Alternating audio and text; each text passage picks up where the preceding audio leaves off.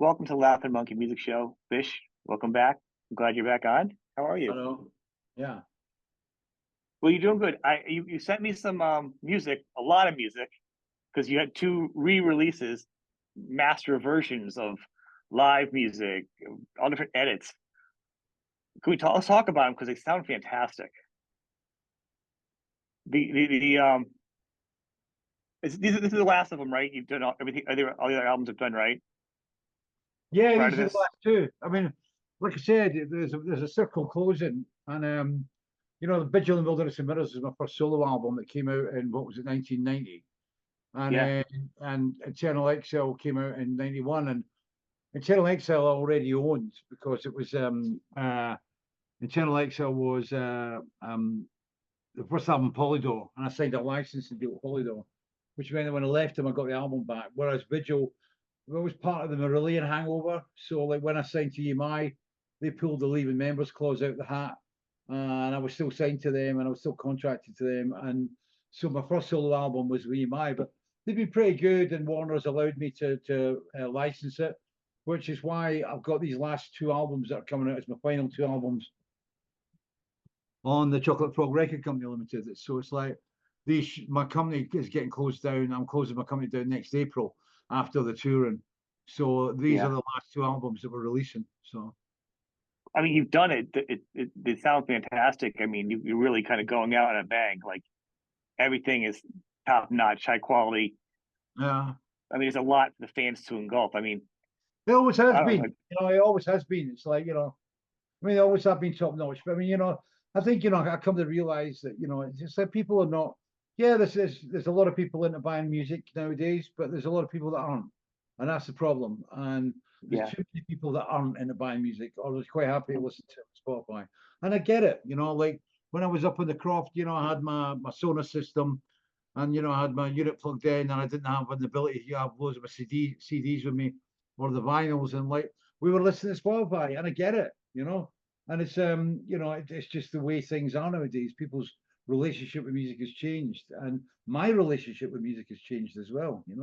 And I'm not as excited about it as I used to be, but what I'm really happy about is like, especially with these two albums, they're like because they were my eldest children, you could say, right? And and I think they're quite special in a way, and I wanted to make sure that they got a really good send off. I mean, I think if I knew what it was going to take, or about a month, 2 months ago, when we were in the heart of putting it all together, if I'd known it was going to be like that, I wouldn't have started yeah. it. It was an immense project. I mean, the whole thing, I mean, the whole project goes up for digital download, and that goes up in I think it's supposed to say release date, the 22nd of July.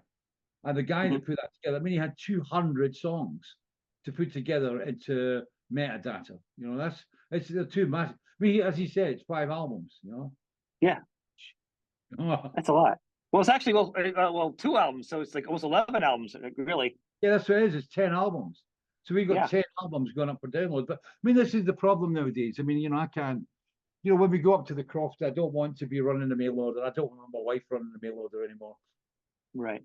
And it's Mary McLean at the post office on the island would go crazy. If I was taking down 100 units there every day, she'd go mental at me. She would never talk to me. So I that's mean, the they're way it works. busy. Yeah. I mean, I just want to get away. I want to sidestep it all. It's my time. I've done my time. Well, you've done it, and I think there's very few artists that can say. I mean, these are literally the albums you started with, and so you're ending on these huge packages. So people know you sent me the digital downloads, and if I can, I still listen to vinyl or anything I can touch. But like you, sometimes streaming works. Location, like Yeah. radio to me. So to that point, if I can download it and do from the artists, I do. So as I was re-listening to the albums I'm aware of and all the music you sent me, which was, geez, I don't know. I There was so much music to listen to in that period of time. I hear you in the back of my head talk about sleeping. In the back of my head, I heard your voice because I heard so much of your music since you sent it to me to listen to all of it because there's so much. But I got to say to the fans and people, these packages are great. I can't even imagine how great the vinyl's going to sound because they sound the live stuff, the special editions, Yeah. all of them. Well, It's fantastic. those were the official bootlegs that I put out in about 1992, 3. And they saved me. They saved my ass back then, because it was like, when Polydor dropped me, I had no money. And I was trying to start the record company and trying to make the Suits album in 1994. And it was really tough. And those albums, when we put the official bootlegs out, they kept me afloat. And they were all desk recordings. I mean, there was nothing multi-track about them, any of them, right? And but what Callum Malcolm did, I mean, I think it's the technology now that's available. He was able to really polish these up. I mean, even I was totally amazed. I mean, Uncle Fish and the Crypt Keepers, from Dusseldorf is an extraordinary gig. And even the Haddington show, which I remember when I first heard it, I'm going, it's a little bit rough, but what Callum's done to it sounds extraordinary. And the energies, and I think as well, I mean, I think with both the internal and the Vigil deluxe and the deluxe versions, well, these re-releases, when you hear the different bands and the way that they interpret the songs and the way the attitudes change, I mean, back in 1991, I mean, the Internal Exile album, there was a lot of muscle about there and a lot of anger about in there, and and then it kind of softens up a little bit later on and stuff. That's why I like these remasters, because I've had a lot of great musicians playing in my bands, and they all give it different slants and different colors and meanings and things, That is something I didn't notice. I mean, I was going to talk about is the amount of musicians you've had that are so fantastic, because no matter what the recording is, when or what album, it's always been top notch. And anyone's followed you historically, some records, because of finances and stuff, or record labels, like you've tethered each out to each album, and the albums are good, so they've continued you on. But you've worked so hard to just keep it going, keep the music going, but yet you've still done top notch albums. Your art hasn't suffered from all the financial struggles between the albums. You know what I'm saying? Yeah, I think so. I mean, as I said, I mean, I don't know if you read the sleeve notes on Internal Exile, but I mean, even Steve Vances, who did a brilliant job putting all the sleeve design together. Yeah. No, he just said, "How the fuck did you do that?" He said, "How did you manage to pull an album out of a hat in the middle of all that?" And even I, when I was writing it, was going like, "Jesus, I forgot what we were dealing with." But then again, I'm sitting here at the moment, and people are going like, "Jesus, what are you doing?" Like, I'm still in the studio. I've got a farewell tour coming at me in about 3 months. We've got these 2 massive album projects. I'm renovating and resurrecting a croft, learning about sheep, and all this going on all at once. But I think back then I got used to it. I mean, building the studio at the same time as writing the album. My then wife being pregnant with my daughter, and it was all that. You throw that together, it was a lot of stress, and it was a very, very, very difficult second album. But I mean, it was a great team. But I mean, like I said, I mean, you're talking about musicians. I mean, one of the lineups that I forgot how good it was the Mickey Simmons, Robin Bolt, Frank Usher, and Kevin Wilkinson, David Payton rhythm section lineup. Kevin Wilkinson was such an amazing drummer, and David Payton is still a gifted bass player, right? It's not a character that is particularly I've got a lot of fond memories of nowadays because of what happened later on. But back then it was like, David Payton and Kevin Wilkinson were a very formidable rhythm section, Well, it's amazing. I like you said each artist has a different take on it. Like even the guitar work on these albums, as I'm a huge guitar lover, on these different live stuff and different versions, I love it because there's just so much guitar work that's also in it. Yeah. It's just so strong and clean sounding. People have always done that. I mean, it was one of the things when I left the band, like I always knew that any guitarist that I was going to have was always going to be living under the shadow of Stephen Rothery, and there was always going to be a comparison, I mean, I think, it's the same way as probably, Roger Waters. I mean, any guitarist that Roger takes out will always be David Gilmour, right? And that was why I went for the twin guitar setup. And I think, and I think people often, I don't think they really give some of the guitarists, especially Frank and Robin, really give them their due. I mean, Frank is a lead player, extraordinary, and Robin is an all-rounded player, and John Mitchell as well. I mean, give John his dues. I mean, I had Wes Derth, who did a great job with me, for a while. I mean, I've had some really I agree.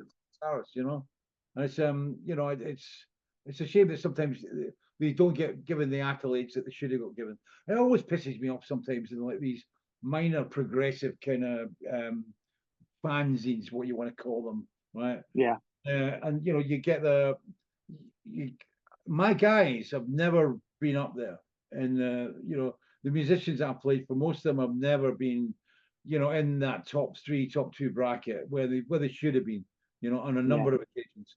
And it's annoyed me actually slightly because it's like, you know, it's they, you know, because they didn't have the name, you know. But I mean, you know, as players, phenomenal players.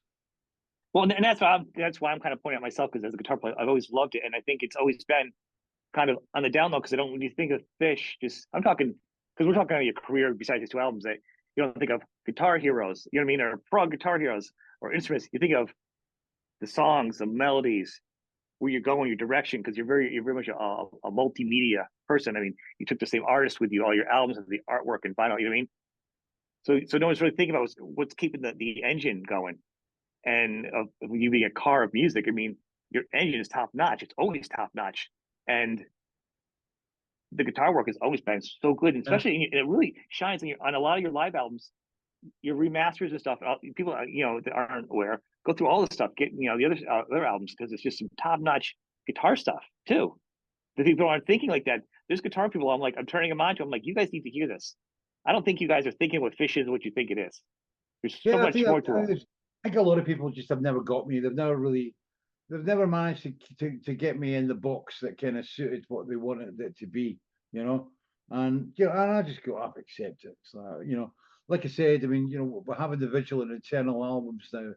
I mean, you know, that means I've got really great versions of all the solo albums, you know. And once they're gone, they're gone. I mean, like, you know, you know, Chocolate Prog finishes in April. I mean, there will be no Yeah. more, you know, and like these deluxes are gone. You know, anything that's here is gone. Nobody will ever make anything like I make it here because nobody can afford to. I mean, you know, like I said, I mean, the profit margin. I mean, these deluxes are selling for, you know, what, 50, nearly 50, just close to £50. The profit margins on them are like, you know, when you actually scoot it down, because we only printed, I think it's 5,000 albums, yeah, 5,000 deluxes at the moment, right?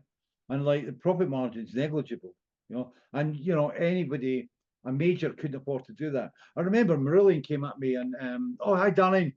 And Marillion came at me and was like sorry, Warner's came at me and said, like, oh, we're going to do repressings of the we wanted to look at do repressings of the Misplaced Childhood and Clutching at Straws kind of deluxe versions. Right. And they said, well, are you interested in selling them on your website?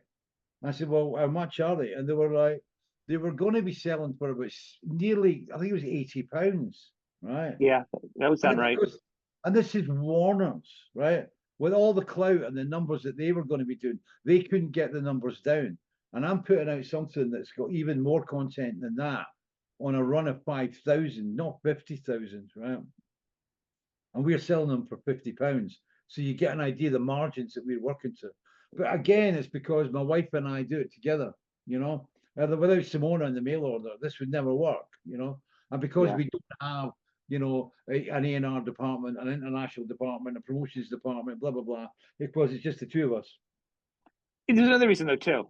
And If I can add, Steve Vance, Callum Malcolm, Mark Wilkinson, you know, it's a really tight little box of people, you know, and that's how we're able to do it. But once it's done, once the Chocolate Prog record company is done, nobody else is going to be able to do it.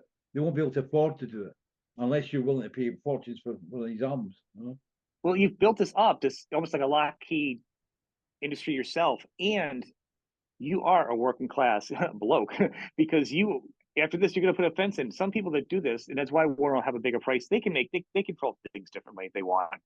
They're strong. You're doing it because you're selling something that it would be reasonable that you would buy. You could price higher. Like you're doing it because you're pricing right. You're pricing for yourself like you would want to buy. Yeah, so it's reasonable. That's what it's all about. That's why it's being done. You're putting all this sacrifice into it because you could mark it up. When this is done, you're not going off to go hang out at your vineyard, you know, great, and hang out at the pool. You have a new thing you're gonna do, and it's just like everybody else. I'm going to be learning how to shear sheep. That's what I'm saying. So it's not like you're changing to be like this else. So you're pricing in the price range of what you think is fair. Of you know what I'm saying? It's funny because my builder said that. And Angus McDougall, who's my builder, who's a lovely guy. He's a great guy, and he's a soul friend, a real soulmate now. And it's like, and we were talking about this recently, and somebody went up to Angus because we're working on an island in the Outer Hebrides, and a couple of the guys up there said, well, why aren't you pricing this really high? You must be pricing it really high because he's a rock star. And Angus went, he's just a guy. He said, I'm pricing my work as I think my work's worth. And he said, I'm not pricing it because the guy's a millionaire or whatever, right? Which I'm not, right? And he said, like, I'm pricing it because this is what I charge for my work. It's honest work and it's honest pay. And that's kind of like I try and run, I've tried to run the label. And that's why how I try and keep it together. And I think, that honesty and the integrity has been really important to me. And like I said, I mean, people don't really get why I do things and when I do things and how I do things sometimes, It's like they're going, well, why are you doing this farewell tour and why are you stopping it now and why are you not going on? It's like, because I'm done, because it's like, I feel like I can't give what people want anymore, right? And I don't feel comfortable doing what I'm doing anymore. And it's time to step away. And I'm more interested in fencing and drainage and creating pastures and growing things. And my wife's going to be running a little part-time restaurant and a cafe and things, and I'm going to be selling stuff in it, and it's going to be fucking fun, right? And it's going to be honest work, and we get paid honestly. And I'm sure there'll be moments when we're cursing and struggling and all the rest of it. Well, but I don't want to do this stuff anymore. The music business to me is a dead thing, right? I don't get it anymore. Me personally, it doesn't touch me like it used to touch me, And like, I don't get excited about it. I'm looking forward to this tour. But people were saying, why aren't you coming to America? Well, I can't come to America because it's going to cost me far too much money, right? And and it's like to go out there and spend 2 months, going out there and just losing money. I mean, like I said, the 13 Star Tour. I mean, with all the merchandise sales, I think I made $2,000 on the entire tour, right? That's with selling all the merchandise. And the only reason we managed to sell the merchandise because of all the lovely Irish publicans who allowed us to sell merchandise in the pubs rather than in the venues where we were paying loads of commission. And even so, I mean, we're even out in this tour. I mean, we're playing London, and we're playing London Palladium. They're taking 20% off the gross in merchandise, right? And if it's like that in America too. They do it in America now too. Yeah, it's ridiculous. And if we wanted, somebody came up and said, "Well, why aren't you filming it?" And they want an £8,000 facilitation fee to the venue, yeah. And it's and that's where it's got now. It's just full of fucking middlemen, right? Just making money off everybody else. I mean, that's why people say, well, I don't sign autographs anymore, right? I stopped signing them because it was like I got tired. It's like all the Marillion stuff. It's like the Warner's things when I did all the signing here. There's albums up for sale for £250, £300, that I've signed, right? Somebody bought it off me, bought two off me, signed one. They're selling them for £300. Like, well, you know what? It annoys me that, I made maybe 10 quid off that. And somebody's making, 160, right? For my signature, which they got, right? And that's kind of where it's at now. And I think that has made me it's kind of poisoned me with the business now, with the music business. And that's why I don't want to become a bitter, cranky, cynical old individual. I'm very edgy now. I can't be, but I don't want it to be like that all the time. And too late. That's the problem. It's like, and it really pisses me off. And like, that's why I want to get out and do something else now. And I need a new adventure. I need new input. I need to learn something else. I need space. I want to build. I want to create. I want to do shit. And I'm done. You said when we talked last time, you want to do some writing, and I think you had a biography in your mind too. You want to do some writing on that. And you also said that you met somebody a long time ago that said you're going to have 3 careers. Yeah. Is this the 3rd career? Yeah, it is, and I don't know how the hell Crofton's going to make me world famous. Hey, I don't know about that. I'm just saying that you told me that, and we, it was a very interesting talk we had. And I always remembered that because it was kind of really stood out. And this feels like this is the third step of the journey. It is. I mean, I believe it was. I mean, as I told you, it was like the guy said to me, you know, when you get to you're in a career and you know it's coming at an end because things start to go wrong. It feels wrong. It feels, you know, and that's kind of where it is now. You know, I think it feels right just now because I'm consciously making that decision to leave it. Right. It's now giving me the blessing as I leave it. You know, I think if I decided to carry on, I mean, I think last year, as you know, I mean, those triple album, vinyl album box sets, it was the first project I ever did that I lost money on, right? We lost money. A lot of it had to do with the Dutch and Czech manufacturers who were just arseholes, right? And like, it was like, you know, the quality was dreadful, and I called them out on it, and they kept on insisting there was nothing wrong with it. And eventually, I did get the apology at the end, going, "We're really sorry. We should have admitted it." Yeah, well, you were 4 months too fucking late, right? And it was like, you know, by that time, you know, the whole project had stuttered, stalled, and fallen into the cow crap, you know. And I think with that, that was another one. I just went, you know, time to leave, time to go. This is where it's at, you know. This Right. is, yeah. That was one of those signs that time to move on, right? And in the same way as the farewell tour, you know, it's like I'm kissing it goodbye at the right time. I'm saying goodbye in the right way, in the right manner, in the right time, in the right schedule, with the right frame and the right pitch and everything.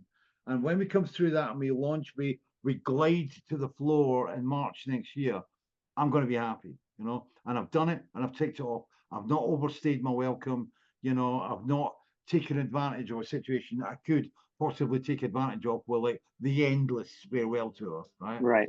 And you know, and I'm gliding out. And you know, and as I said, the people that are sitting there next May going like, "Oh, where can I get this album?" Tough shit. They're not made anymore, right? Yeah. Well, you know, this is when you're going out on the top of your game like this. It's like when you watch a really great TV series or something, and Yeah. it ends because it has to, like whatever, Breaking Bad or whatever show you're watching. You're like, this is fantastic. I'm enjoying myself so much. I don't want it to end, Yeah. but it has to stay great. It has That's to it. end, That's it. That's, I mean, I always and, say, and I said that's how this. you're leaving it.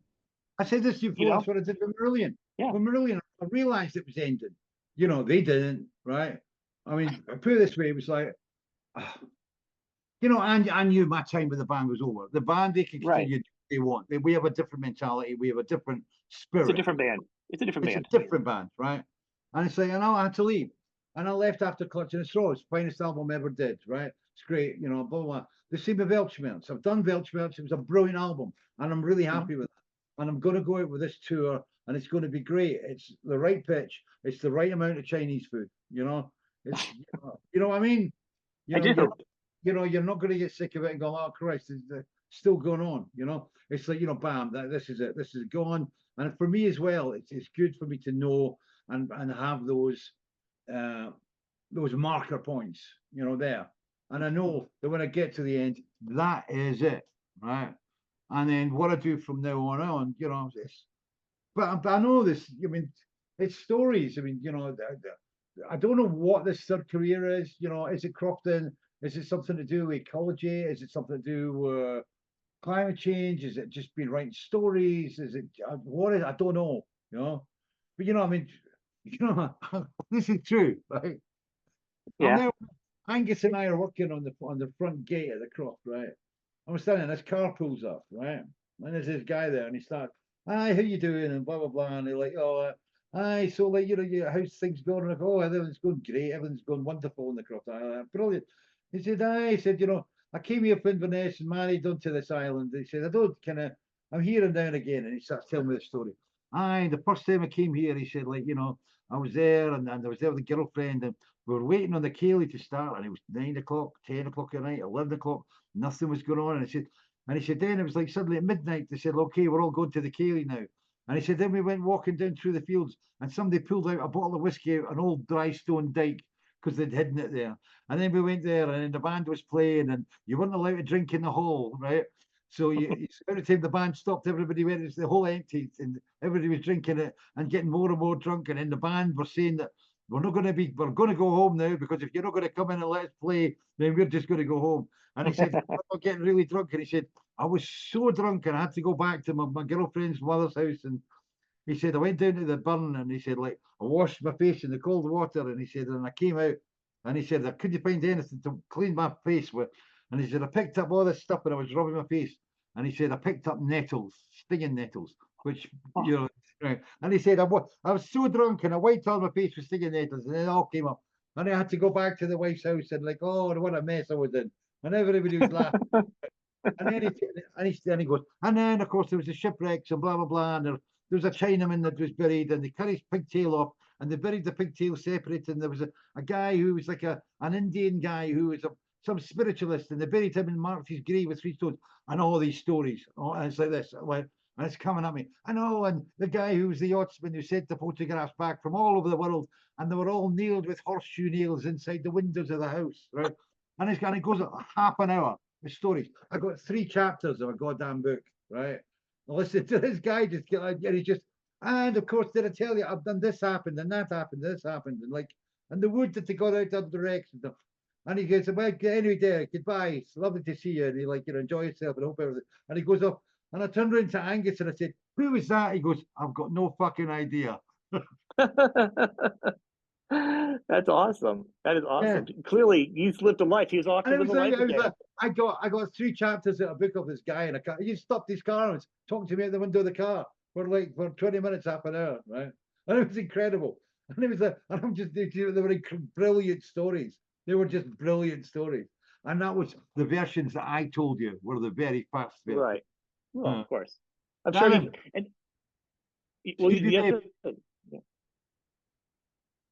Darren, you couldn't do me a glass of wine, please? It's wine o'clock now. Well, good girl. Aye, my wife knows. Yeah, I mean, writing and stuff, and then and I'm looking forward to it. It's the spirituality of the place I love up there. It's the peace, the quiet. And Simona said that she's never known me so relaxed and so at peace as when I'm up there. And that's what. Well, maybe that's when things will come to you. Like maybe your next step is everything. Maybe you write a little. Maybe you do a little of this. Yeah, maybe sing spoken words. I don't know. Yeah. I'm not planning. I'm gonna miss the farm stuff that you were doing. You would stop that, the Funny Farm YouTube page and stuff. I would love to see that somehow get brought up a little different with what you're doing. You know what I mean? I enjoyed that. Yeah, I mean, I think that could be what it is. Maybe that's what it is, but I don't know. I'm not at the moment. I mean, the tour. Oh, thank you, darling. Yeah. Pleasure. But it was yeah, I mean, the Funny Farm Kitchen Garden was great, but I mean, I don't know what's going to happen. I've got to get through this tour, get up there, and then I mean, we got offered TV shows. I mean, I had 2 TV companies said we'll do the documentaries on you up at the Croft, and I went, I don't want to do it, and I didn't want to do it. It was because of how we're doing it. We're putting in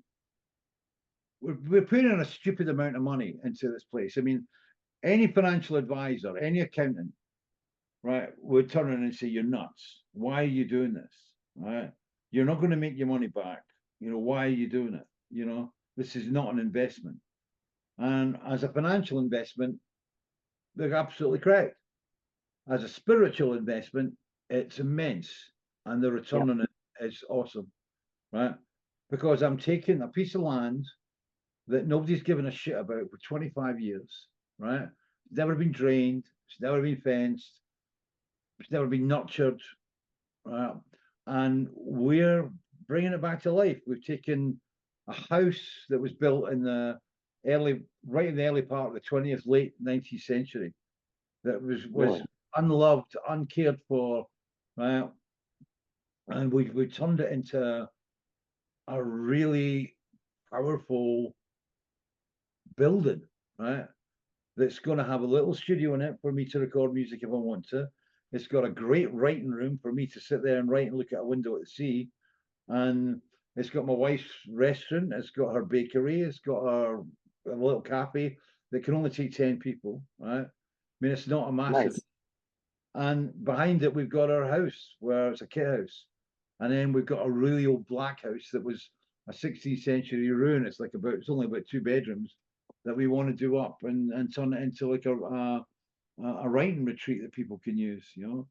And we got That's nice. the garden. We got, you know, we got the, you know, I'm putting a woodland in. You know, we're looking at, you know, it's going to be wonderful. And when I get myself up and ready, and when Simona's comfortable and everything's there, then if we want, we can do, you know, a film crew when it's done. But what we're spending at the moment would just be it would annoy some people, right? Because they wouldn't understand why we're doing it, and they'd go, "Well, all you're doing is just creating something." But they don't get why we're doing it, and nobody will understand why we're doing it until we've done it, and then they'll get it. Then they'll go, "Now I see. Now I understand." Right? I look at this like people tell me, right? I was always told, you never own land. You don't own it. You don't own the land. All you are is the keeper. You're the guardian of that land for the period of life that you're on this planet for. And then you pass it on. And it's how you pass that land on, how you give it to the next person. That's the most thing. And your job is to nurture and to look after and take care of. And that's what we're doing. And I think it's you know, people talk about ecology and people talk about global warming and they talk about you know, kind of what do you do? And it's like, well, it's really easy to turn around and talk about it. But I think, you know, when you do it, you got to start with yourself. And I think that's what I'm trying to do. So we're trying to approach it from what I kind of in a certain way that we feel spiritually comfortable with, that, and you know, it might inspire other people to do it. And like, you know, there's, you know, as I said, I mean, you know, when we took the croft on, I was really angry when I found out about the house and how bad it was and the state it was in and how much we'd been lied to about, you know, the state of the building. And it was my wife said, and she was absolutely correct. And she said, if we'd actually known how bad it was, we would never have taken it on. And it was only because we took it on and then we discovered it. And then in our inevitable fashion, we fought for it like fuckers, right? And we created something incredibly special. So, and that's kind of where this is all coming to and coming from and going to, you know, and that, you know, our place up there is, you know, it's a very special place, you know, for us. And I think it might be a special place for others as well. You know? Oh, I think, well, first off, I'm going to say congratulations. I think it's deserved. And the small phrase you just said is that, you know, if you knew how much it was going to be, you probably wouldn't have taken it on. And also being a bad financial investment or whatever, that could pretty much go with your entire career. Like literally every project you've worked on, you're like, if I knew it was going to be this much, I would have done it. If I knew any financial person looked at this album, this record label, this decision, this divorce, like looked at all these things and be like, you're insane. But you're like, I'm going with my heart. Yeah. This is an investment in my soul, this new piece of land and home. My daughter thinks I'm fucking mad. My daughter's even talking to me anymore. Wow. Yeah, my daughter said, I don't want to hear about this crop. I don't want to hear about it. She said, you shouldn't do it. You're mad. It's crazy. Why are you selling this house? You know, why are you selling the studio? Why are you moving up there? And like, she's getting really angry about it now, right? Because she's now seen the inevitable. And it's like, you're not getting it, right? You should be understanding this, right? Well, I mean, the house might be emotional. You know what I mean? Yeah. There's a lot of things involved in it. You know, that's a very simplistic way of looking at it for us. But I mean, you know, but there's a lot of people going, you know, well, why the fuck? It's like, because I have to, right? You know, I have to do it. I mean, you know, as I said to you before, it was like, you know, during lockdown, it's like I found out that I was on the spectrum. You know, I'm on the autistic spectrum. I never knew. I didn't know it. I'd never even considered it before. Really? Yeah, and then when I started, I'm on it. I have it. I'm high functioning. I can totally see it in you, and it's probably why I hear you and I understand what you're saying. It feels. I understand it's like a mirror. Well, I never knew that shit. I never knew it until, and it was because we were researching something else. It was on the track walking on eggshells on the Weltschmerz album, and I was doing research for that, and I was looking at other people that I was dealing with. So I was like, and I suddenly realized, well, fuck, and it suddenly explained so many things about me, right? And that's why I've got to do it. It's like, you know, with the studio. I mean, I said something. I'm full. I am full. It's like whether it's my music career, I'm full. I'm bored now. I've got to move. I've got to go. I've got to do something else, right? And it's like with the studio, with this place, it's like I have done everything I can here, right? I've been here in the student itself, this building itself, living for 23 years now, right? And it was built in 1991, but I've done everything I can. Unless I start tearing things down and redoing them, right? Then, and I just don't see the point in that, right? And I have to keep on building, and I have to have that space. I have to go to bed at night thinking about, electric fences. I have to go to bed at night, and I enjoy thinking about how I'm going to put these chambers up to develop compost that's going to be a mix between seaweed and sheep wool and bracken and comfrey weed, right? To make a really beautiful black gold compost, because we can't use peat anymore. And that excites me. In the strangeness of it all, I go like, fuck, this is great. And if I can turn crofters onto this, right? And because crofting, you will never make money off a croft, right? Because the crofts are too small.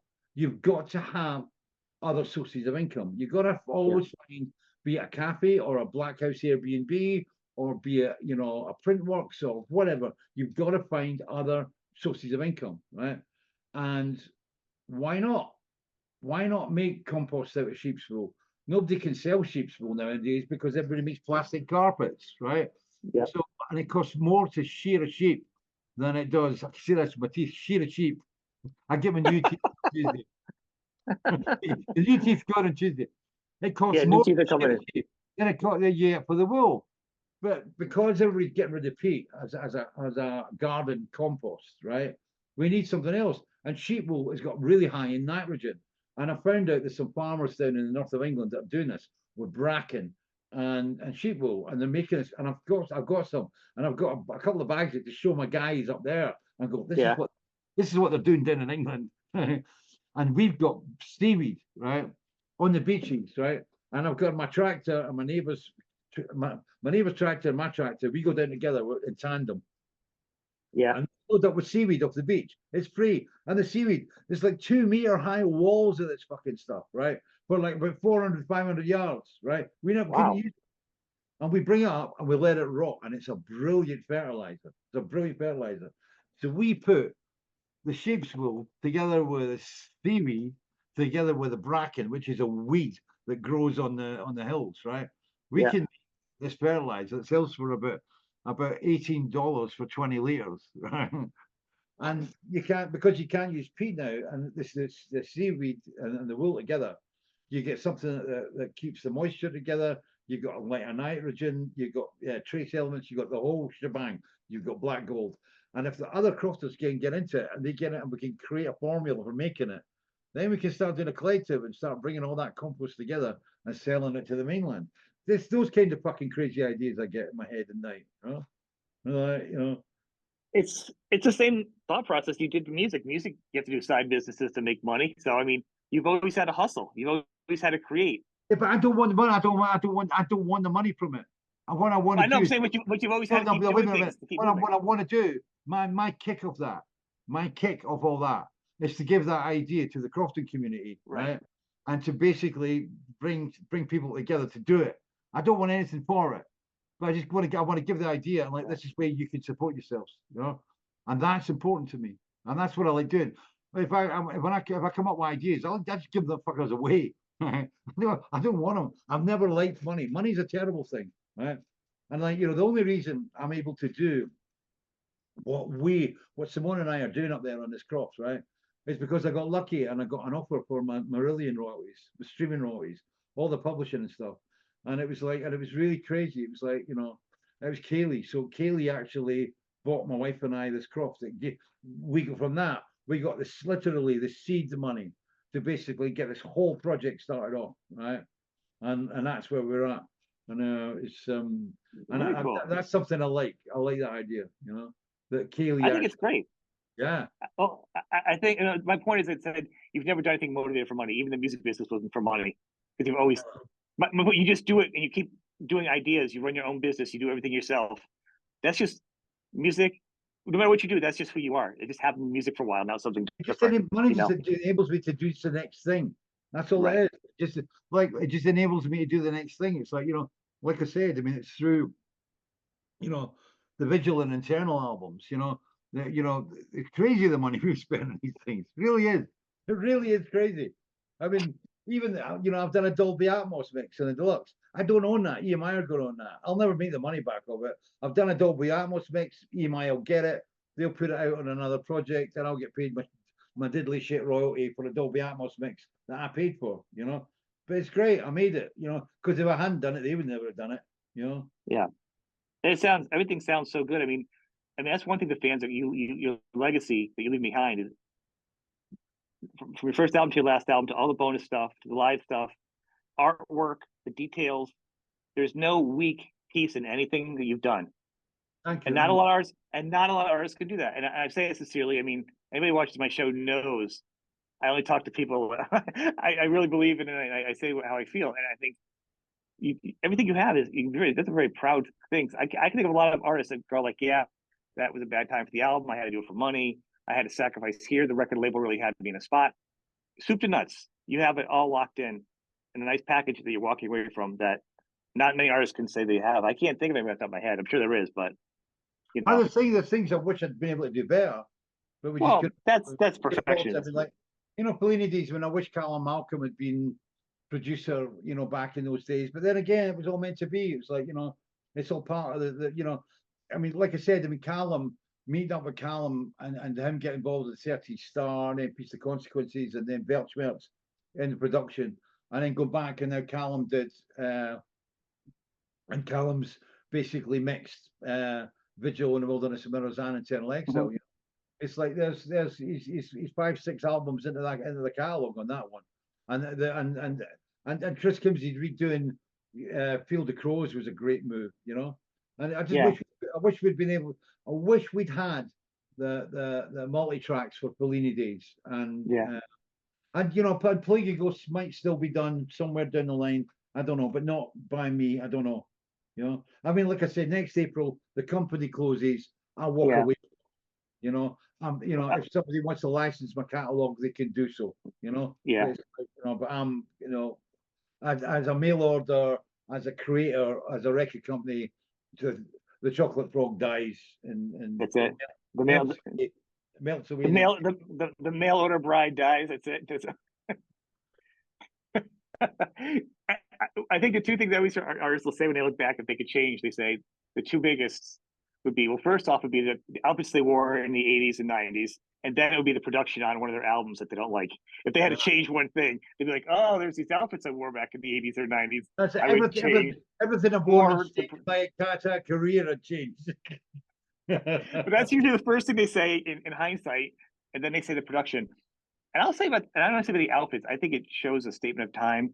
I like that everybody had their statements of time. That's who you were.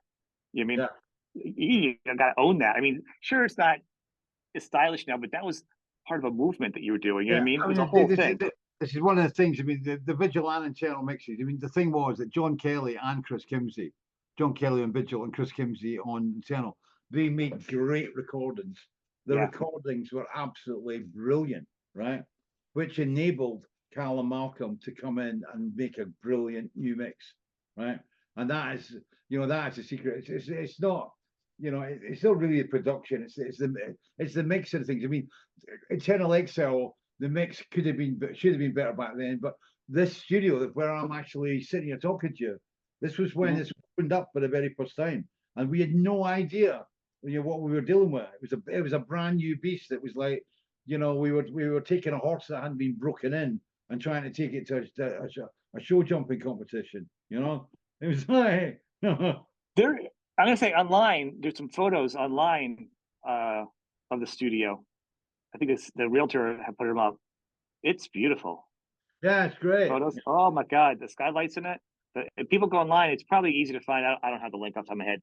It's just a realtor. Just type in Fish's name, his house, or whatever. I'm sure it'll come up pretty easy in the interwebs. It's beautiful. Yeah. To get a better look at it. Still not sold yet. We've had a couple of people interested, including a music producer, but it's only been on the market for 3 weeks. But I mean, we're like, it's gonna. And it's strange when people come through. It was like when a music producer looked at it, and all he Yeah. wanted to do was find out all about the music side of things. And then we Yeah. had somebody else that was a gardener came to look at it, and then all we had to talk about all the gardens and things. It's like it's been strange, you know, how people, everybody that comes here loves it, right? Everybody Yeah. comes here loves it, and they go wow, wow, wow, wow. And some people don't want to see it because there was one woman actually said, I don't want to see it because I love it so much from the photographs. If I don't get it, I'm going to be heartbroken. I get it like that. I get And that. I that's get that. kind of where it's at, you know. So yeah, I mean, it'll go. It's meant to be. It's something. Whoever takes on this, it's meant to be, you know. So Well, yeah, I mean, if it goes, I think it would be a great studio. I think the garden with the studio is what makes it the best because it has its own life. The garden gives it life. So, and it's a makes it a living, breathing thing.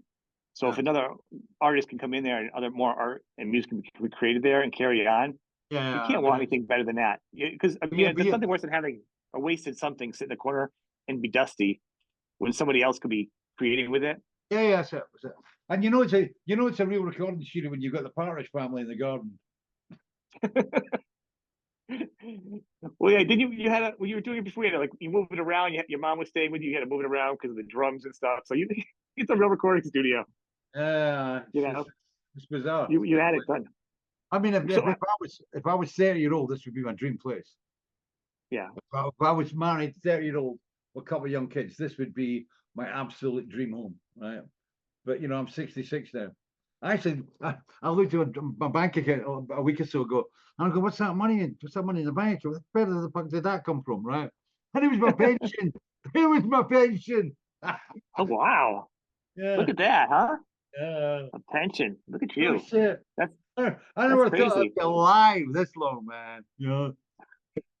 Who'd you ever thought, huh? But it's just inspiring. I really do think once you get settled in and you having the access to, if you wanted to do, write an album and then you're like, this album needs music, or I want to get into doing like creating the video projects. But I'm not even talking commercial. You have the time to do whatever you want or not do it. You know what I'm saying? To write a Yeah. book, to not write a book. I think when you have this quiet on the island and you're busy because you'll always be busy, but the garbage is kind of blown away. And if you want to do something creative, music or writing, whatever, just because you want to, it's going to be so much fun. It's Yeah. not going to be the trappings of releases and this and that. You're like, if I write a song, You're not I can hamster, write it not for the hamster on the wheel. You're right. not I the can write it for hamster. myself and then delete it at the end of the day, or I can just release it on my website just for free, just because I want to do it. There's no rules. If I want to write something, I can write it. You can self-produce stuff now. You can make your own books now. Like you're not chained to anything, or you could do nothing. You could work in the cafe, you could do your garden, and that's it. Mm. You know, or you can chase the sheep that are harassing your house that you're talking about. If you need to do that, you'll be busy. But Yeah. it's all out there for you. So I want to tell people, so the tour, it starts in a couple months. The first part of the tour, Yeah. It starts on what's it? First date's in the October, right? 2nd of October in Luxembourg, and then we go through That to is that's just my Europe. birthday. Yeah, I remember the date because it's my Is birthday. it? Yeah, it's my birthday. Yeah, Wow. I was like, October's a big month for us because it's my wife's birthday. It's her anniversary as well. So once again on our anniversary, we're going to be in Poland. We're going to be in Wrocław, and my wife's yeah, birthday is when is it? Day off Zurich, right? so, And then we so go. she's a Libra, right? 16th of November. We finish in Luxembourg, and then we're home for 2 weeks. And then our 13 lady sheep, they meet the man sheep for the first time, right? Oh And boy, so they all get shagged, and then we go out on in February, and we go in we're up in the crops, so we'll be in the crops over Christmas, right? And then February we come down, we start the UK tour, which is only 14 shows, and we go back mid-February, and we go back on the 10th of March, 11th of March, and round about that's the time we start getting everyone together. I've got to put the seaweed on the field, the compost, and then in March our little lambs come along, and we'll be lambing for the very first time. So hopefully our 13 sheep, right, will become at least 26, maybe even round about 35 sheep, right? And then we got 35 sheep, And then the next year, the 35 sheep, then the first 13 go up again. So the 13, and that'll be around there. We should be up there with 60, 70 sheep. Then we put them on the roof. And then That's so funny. and then So we don't do it. We just keep on breeding them. We just keep on breeding them, and like we create a great big woolly blanket right across the entire pasture. Well, so the success will be from your first one, the boys and the girls. You have your sheep mixer, at the barn. They're kind of each side of the barn, kind of nervous to meet each other. That'll be the first thing for you. But the one thing I found out is with sheep is like they just want to die. It's like that's it. They just find different ways to die. So I mean, my neighbor said that because when we got the sheep, somebody said you got to get sheep because you won't get any grants for fences. You're going to be paying for all your own fences unless you get animals, right? So many said it's 13. So we got 13. So 13 is like a soccer team. So my 13 sheep are called Harriet Brownlee Shadler, Stanton Blackley, Edwards, O'Rourke, Gordon, Cropley, Duncan, Hamilton, and Hazel, right? And that was the 13 that were the lineup in 1974 when I first went to see Hibernian Football Club at Easter Road. Now, I don't know which one they all are, but collectively, that is all. Okay, I was going to ask you that. I was going to ask you who's who. That's where you'd be impressive, And no one knows because you named them yourself. You could just point them out, and no one could question you. We know which one's Blackley, and I know which one's Edwards, right? Because they're very distinct characteristics, right? And but the rest, it's like it's when we first got them. When I googled it, I had nothing. I used to work on a sheep farm when I was a really young kid, right? So between the ages of about maybe 8 and 12, right? Every weekend, like I was always on a farm. All the summer holidays was up there, like. So I knew a fair bit, but I was a kid. I was more interested in playing than really, I wasn't working on the farm. So I've got a little bit of memory of that, right? But I mean, so when I was coming to get sheep, I've got to, how do I do this? So I actually Googled sheep for idiots, right? I said sheep for idiots, right? And I said the first thing you need to do is not get sheep. Do not get sheep. The first thing you need to get is a sheep guru, right? And I went, oh, sheep guru. And luckily, Duncan, my next door neighbor, is a lovely, lovely bloke. And he volunteered. I said to Duncan, all your sheep are running on my crop because there's no fences. I've got no problem. Yeah. That's cool. They can eat as much as they want. They're keeping the grass down, right? I Right. said, can you give me some advice? And he went, no problem. And I said, look, I will come and help you if you can. I'll help you lambing and I'll help you do what I can. And you can use the grass on my big 30 acres of grass. And he's my sheep. Duncan is my sheep guru. And he's the first thing he said to me. He said, the first thing you need, he said, good size, right? A shovel and a short memory.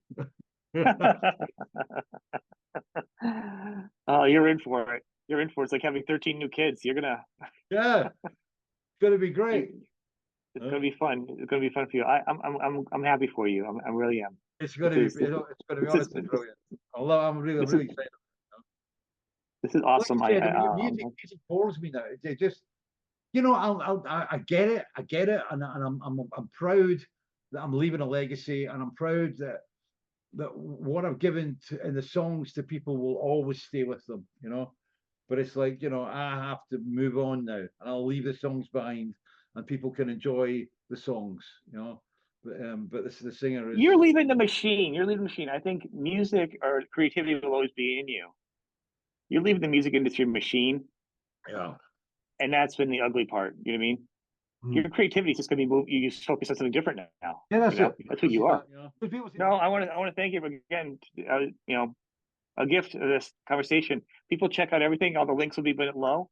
And thank you, man. Good luck in the future with all your stuff. Thank you. Okay. You take care of yourself. Okay. Bye-bye. Bye-bye. Bye-bye. Bye-bye.